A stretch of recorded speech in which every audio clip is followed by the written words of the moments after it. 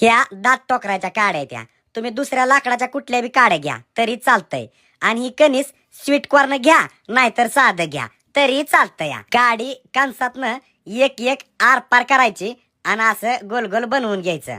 Gas पेटवून एका बघुल्यात पाणी गरम करायचं आणि त्यात ती कणसं टाकायची. वरनं थोडं मीठ टाकायचं, उकडून घ्यायचं, त्यातलं पाणी सगळं वतून द्यायचं. कॉर्नफ्लॉवर 2 चमचे टाका, हळद टाका, मीठ टाका, चटणी थोडी टाकायची, लय लागत असेल थोडी जास्त टाका 1 चमचा. आणि चांगलं अलगद अलगद अलगद अलगद चमच्याने कालवून घ्यायचं. आणि आपल्याला तेलात एक एक एक एक तळून घ्यायचं आणि चांगलं वाढून तळायचं. फक्त लय काळं करायचं नाही बरं का. आणि तळल्यावर काढून घ्यायचं एका परातीत आणि सॉस घ्यायचा, टोमॅटो सॉस, त्याच्याबरोबर कुरुम कुरुम कुरुम खायचं.